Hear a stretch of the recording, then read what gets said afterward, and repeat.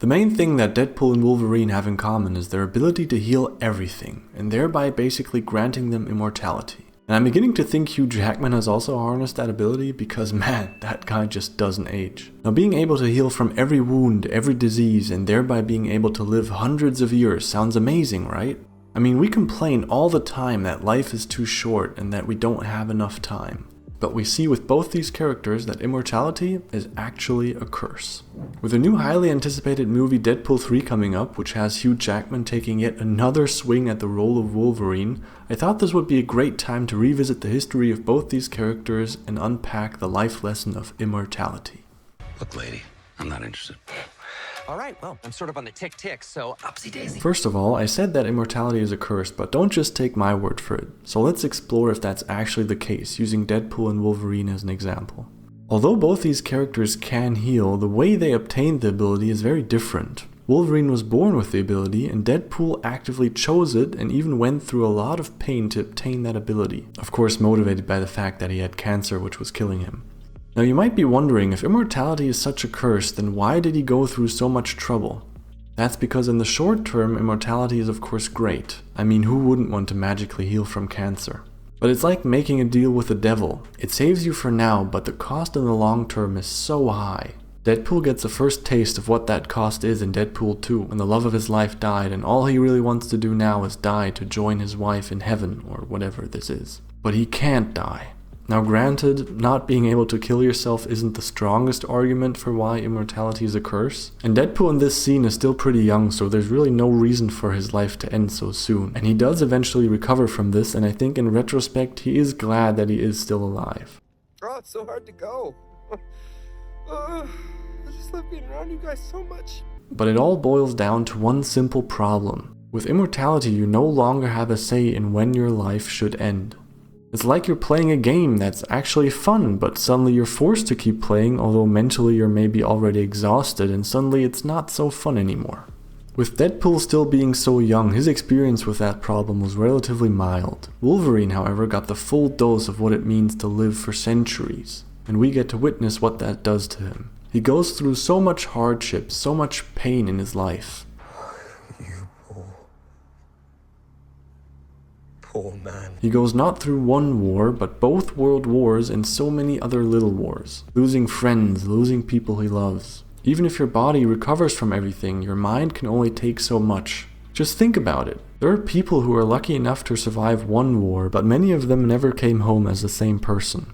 Recovering from such a traumatic experience is difficult, but now imagine going through that again and again and again with no end in sight. Now Wolverine, or let's look at him as a real person and call him Logan, is mentally extremely strong, so he does manage to take all the blows and more or less continue his life. But for most people, their mind would probably just be a big bowl of mush after so much hardship. Or they just turn into a monster like Logan's brother. Or you keep your heart at the right place but become just a little crazy like Deadpool. I'm touching myself tonight. Even if you ignore the war, Logan can never find a love in his life and grow old together. Through his long life, Logan finds love multiple times, but always ends up losing it. Now the movies never focus on the aging problem, there are always other reasons for him losing the love of his life, but even if that weren't the case, eventually they would die due to old age, and he would still look as young as ever. Imagine what that would do to you. Could you continue? Well, guess what? You have to continue. If you're immortal, then there is no alternative. A man can run out of things to live for.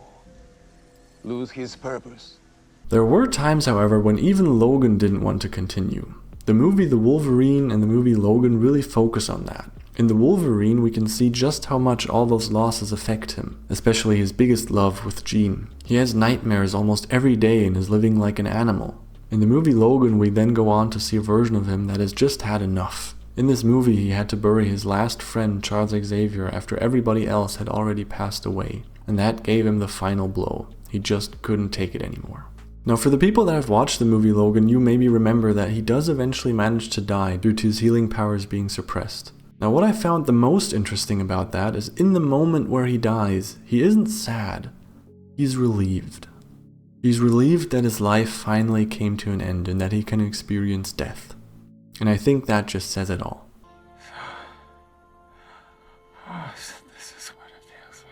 Now that we've recapped their experience with immortality, I think we can all agree that it is a curse. Or does one of these stories sound like something you would want to go through? Probably not. But what can we learn from this? We can learn that immortality isn't something to strive for. Knowing that our life will end at some point gives everything we do meaning. The limited nature of our lifespan forces us to prioritize, make meaningful choices, and cherish each moment. This sacrifice gives life its urgency. Knowing that time is limited encourages people to seek purpose and fulfillment. That's something Wolverine and Deadpool struggle with all the time.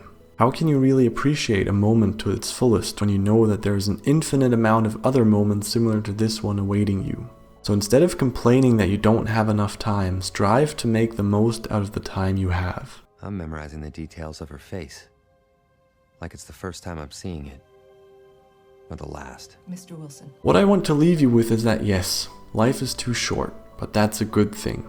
Once you embrace that you're not going to be around forever, I think that's when life becomes truly magical.